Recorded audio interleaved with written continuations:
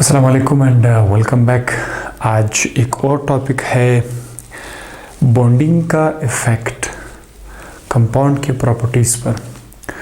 Compound के 3 properties हैं और आज हम देखेंगे कि बॉन्डिंग किस तरह इन प्रॉपर्टीज़ को इफ़ेक्ट करते हैं। एक है सॉल्युबिलिटी, दूसरा है आइसोमेरिज्म और रिएक्शन काइनेटिक्स, रिएक्शन का रफ्तार।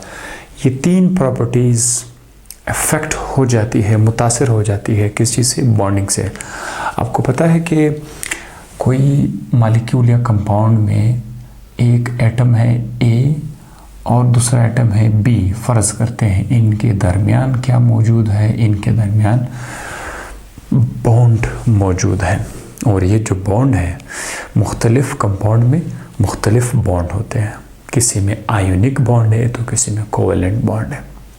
बॉन्डिंग डिफरेंट है तो इनका बिहेवियर भी आपको डिफरेंट नज़र आएगा। कैसे? सबसे पहले अगर सॉल्युबिलिटी की तरफ देखा जाए, सॉल्युबिलिटी में आयोनिक कंपाउंड्स में बॉन्ड कौन सा बॉन्ड है? आयोनिक बॉन्ड है। कोवेलेंट कंपाउंड में कौन सा बॉन्ड है? कोवेलेंट बॉन्ड है। तो अब इनका बिहेवियर ज़रा देखते हैं। आयोनिक कंपाउंड का एक मिसाल अगर मैं तो सोडियम क्लोराइड NaCl, इस केस में अगर आप देखें हैं तो सोडियम और क्लोरीन के दरमियान एक बॉन्ड पाया जाता है, एक अट्रैक्शन है।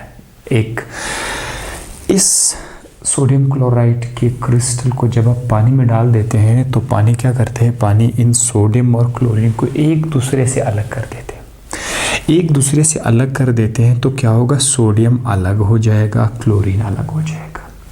सोडियम पर प्लस का चार्ज, क्लोरीन पर माइनस का चार्ज जब अलग हो जाएंगे, फिर ये जो पानी के मॉलिक्यूल्स हैं, पानी के मॉलिक्यूल्स इन आयंस के आसपास जमा हो जाएंगे। मतलब पानी का जो नेगेटिव पार्ट है, देखो पानी के अंदर ऑक्सीजन पर माइनस पार्शियल नेगेटिव चार्ज है और हाइड्रोजन पर पार्शियल पॉजिटिव चार्ज है। इस तरह इस हाइड्रोजन पर पार्शियल पॉजिटिव पार्शियल नेगेटिव।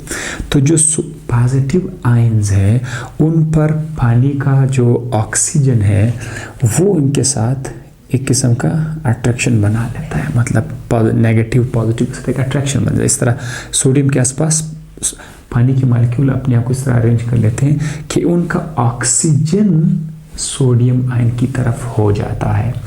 जबकि क्लोरीन जो क्लोराइड आयन जो इस पर माइनस का चार्ज है, तो पानी का जो H प्लस पार्ट है, ये H प्लस पार्ट जो है इस नेगेटिव के साथ एक अट्रैक्शन बना लेता है। इसी तरह से पूरा जो सोडियम क्लोराइड के आयन्स है उस पर पानी आसपास इस तरह से जमा हो जाते हैं। इस प्रोसेस के दौरान जो एनर्जी रिलीज हो जाती है, जो एनर्जी का कॉन्सेप्ट आ जाता है, उसको कहते हैं हाइड्रेशन एनर्जी। आप यूँ समझ लीजिए कि ये हाइड्रेशन एनर्जी जब तक इस एनर्जी से ज़्यादा, यानी सोडियम क्लोराइड जब तक आपस में मिले हुए होते हैं, लेटिस एनर्जी से हम कहते हैं, अगर ये एनर्जी उस लेटिस एनर्जी से ज़्यादा है तो पानी का मॉलिक्यूल सोडियम क्लोराइड को एक दूसरे से अलग कर देंगे। बाज़ औक़ात अगर कोई चीज़ पानी के अंदर सॉल्युबल नहीं होता तो उसमें बाज़ औक़ात में ये होता है कि हाइड्रेशन एनर्जी कम होती है उस लेटिस एनर्जी से।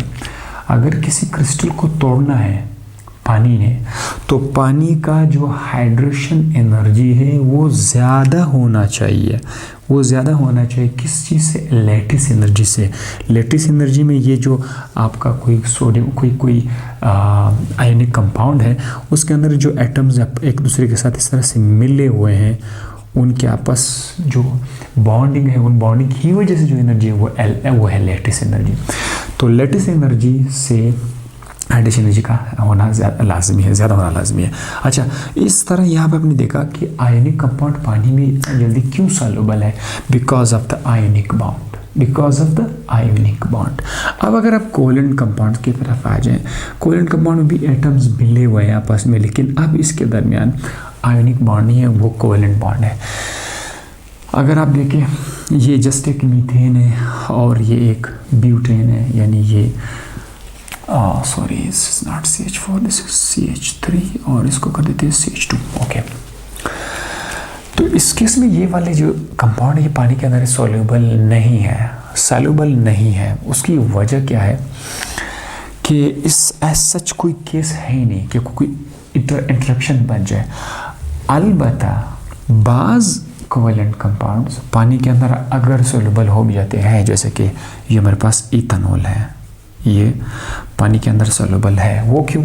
क्योंकि पानी के अंदर जो H2O है यानी पानी H2O, वो जो H2 है वो इस OH के साथ हाइड्रोजन बॉन्ड बना लेते हैं। सपोज करते हैं ये अगर मैं इस तरह बना दूँ, OH बना दूँ, ठीक है, तो H पर कौन सा चार्ज है? पार्शियल पॉजिटिव चार्ज है। इथेनॉल का जो H है उस पर पार्शियल पॉजिटिव चार्ज है। और ऑक्सीजन पर आपको मैं पहले भी बता चुका हूँ पार्शियल नेगेटिव चार्ज ऑक्सीजन पर है और हाइड्रोजन पर पार्शियल पॉजिटिव चार्ज है। तो इस ऑक्सीजन और हाइड्रोजन के दरमियान अब बॉन्ड बन जाता है हाइड्रोजन बॉन्ड, जिसकी वजह से इथेनॉल पानी के अंदर सोल्यूबल हो जाता है। हर केस में अगर आप देखो कोई ना कोई इंटरेक्शन तो आ जाता है। तो ये बिहेवियर देखो ये किस तरह का है और ये बिहेवियर किस तरह का है। ये था सोल्युबिलिटी पर इफेक्ट, सारा कमाल बॉन्डिंग का ही है, ठीक है। आइसोमेरिज्म पर मैं ऑलरेडी लेक्चर रिकॉर्ड कर चुका हूँ। अगर आपको आइसोमेरिज्म को पता नहीं है तो आप just isomerism by doctor Hadi लिख ले, आपके पास आ जाएगा। जो आयोनिक कंपाउंड्स होते हैं वो नॉन रिजिड होते हैं और नॉन डायरेक्शनल होते हैं। अब इसका मतलब क्या? देखो सोडियम क्लोराइड का एग्जांपल अगर दोबारा मैं उठाऊं, अगर आप सोडियम की तरफ के साथ यहाँ क्लोरीन अटैच कर देंगे तो वही सोडियम क्लोराइड, अगर आप उसको यहाँ अटैच कर देंगे तो वही के वही सोडियम क्लोराइड, फ़र्क नहीं पड़ता। आप किसी भी साइड से क्लोरीन अटैच कर देंगे तो सोडियम क्लोराइड ही रहता है। इस तरह के केस को बोलते हैं नॉन रिजिड और नॉन डायरेक्शनल बॉन्ड्स। इस नॉन रिजिडिटी और नॉन डायरेक्शन की वजह से आयोनिक कंपाउंड में कोई आइसोमेरिज्म नहीं आता। मिसाल के तौर पर अगर आप कहते हैं कि ये इस तरह का अगर मैं स्ट्रक्चर बनाऊं, ये NaCl है और अगर मैं अब दूसरा Na यहाँ पे लिख दें, उसके साथ क्लोरीन को यहाँ पर अटैच कर दूँ, तो ये दोनों सोडियम क्लोराइड ही है, उसमें कोई आइसोमर वाली बात आती ही नहीं है आप एटम के पोजीशन आगे पीछे करने से। तो आयनिक कंपाउंड में आइसोमेरिज्म का कॉन्सेप्ट नहीं आता। वजह बॉन्ड। आपका टॉपिक क्या है? Effect of bonding. तो यही तो बॉन्डिंग का इफेक्ट है। लेकिन इसके बरक्स अगर आप कोवेलेंट कंपाउंड में आ जाए तो कोवेलेंट कंपाउंड में बॉन्ड रिजिड होता है और डायरेक्शनल होता है। इस बॉन्ड के अंदर आपको अंदर कोई इलेक्ट्रॉन नज़र नहीं आएगा। आयनिक कंपाउंड के केस में वो जस्ट एक अट्रैक्शन है, ठीक है, फोर्स है, एक लाइन है, आर्जी लाइन, फोर्स ऑफ अट्रैक्शन। लेकिन जब आप कोवेलेंट कंपाउंड की तरफ आएंगे, जो लाइन आपको नज़र आ रहा है उस लाइन के अंदर इलेक्ट्रॉन्स है, तो यहाँ पर डायरेक्शन भी है और साथ ही साथ यहाँ पर रिजिडिटी भी है, जिसकी वजह से कोवेलेंट कंपाउंड में आइसोमेरिज्म पॉसिबल है। अब देखो ये एक कंपाउंड है, इसमें आप देखो 2 कार्बन है, 6 हाइड्रोजन है और 1 ऑक्सीजन है। और ये क्या है? ये कीटोन है, कीटोन, ठीक है, कीटोन। जबकि ये वाला जो कंपाउंड इसमें भी 2 कार्बन है, 6 हाइड्रोजन है, 1 ऑक्सीजन है। मॉलिक्यूलर फार्मूला दोनों का एक जैसा है, लेकिन ये इथेनॉल है, ये एक और चीज़ है। इथेनॉल और कीटोन का मॉलिक्यूलर फार्मूला एक जैसा है, स्ट्रक्चर डिफरेंट है, तो इसको बोलते हैं ये एक दूसरे के आइसोमर है। तो ये आइसोमर्स क्यों आए? बिकॉज इनके अंदर जो बॉन्ड है वो नॉन डायरेक्शनल और नॉन रिजिड है, सॉरी रिजिड बॉन्ड है और डायरेक्शनल है। सो दैट इज व्हाई ये भी बॉन्ड का ही असर है, isomerism. Last one, reaction kinetics, reaction का रफ्तार। आयनिक बॉन्ड और कोवेलेंट बॉन्ड रिएक्शन की स्पीड को भी मुतासिर करते हैं। अक्सर औकात क्या होता है कि जो आयनिक कंपाउंड्स होते हैं वो बड़े फास्ट होते हैं रिएक्शन के एतबार से। उसकी वजह ये है कि आयनिक कंपाउंड्स पहले से पानी के अंदर एक्वा सॉल्यूशन में पहले से अलग अलग पड़े हुए होते हैं। मिसाल के तौर पर सिल्वर नाइट्रेट एक आयनिक कंपाउंड है, ये पानी के अंदर पड़ा हुआ है, इस पर जस्ट अपना पॉजिटिव चार्ज है और इस पर नेगेटिव चार्ज है नाइट्रेट पर। जब आप इसके अंदर नमक डाल देते हैं सोडियम क्लोराइड, तो ये जो पॉजिटिव आयन है ये फ़ौरन जाकर नेगेटिव आयन के साथ बॉन्ड बना लेते हैं। AgCl सिल्वर क्लोराइड का वाइट प्रेसिपिटेट बन जाता है, फ़ौरन बन जाता है, और सोडियम जो है वो नाइट्रेट के साथ रिएक्शन कर लेगा। तो वजह क्या है कि ये स्पीड अप क्यों हुआ है, ये तेज़ क्यों हुआ? क्योंकि इसके अंदर सिर्फ एक बात है, बॉन्ड्स टूटते नहीं हैं, बन जाते हैं, सिर्फ बन जाते हैं। ओनली न्यू बॉन्ड्स या न्यू बॉन्ड इज फॉर्म्ड, सिर्फ नया बॉन्ड बन जाता है या बॉन्ड्स बन जाते हैं, न्यू बॉन्ड्स आर फॉर्म्ड, जिसकी वजह से ये ज़्यादा स्पीड अप है। लेकिन अगर आप कोवेलेंट बॉन्ड की तरफ आएंगे तो ये रिलेटिवली स्लो है कोवेलेंट बॉन्ड। उसकी वजह क्या है? इसमें दो बातें हैं, इसमें बॉन्ड ब्रेकअप भी हो जाता है और बॉन्ड फॉर्मेशन भी हो जाती है, यानी पहले बॉन्ड्स की टूट फूट होती है, बॉन्ड फॉर्मेशन भी होता है। सो दो चीज़ें जो है ये टाइम लेता है, पर सादा अल्फाज में अगर आप ये कहें तो ये टाइम लेता है और वो टाइम नहीं लेता। पानी के अंदर आयोनिक कंपाउंड्स पहले से डिस्पर्स हो चुके हैं, उनके आयंस, और वो रेडी है। जैसे आप उसके अंदर दूसरा कंपाउंड डाल तो फ़ौरन जाकर उसके साथ बॉन्ड बना लेते हैं, तो बॉन्ड बना लेते हैं, बॉन्ड टूटते नहीं।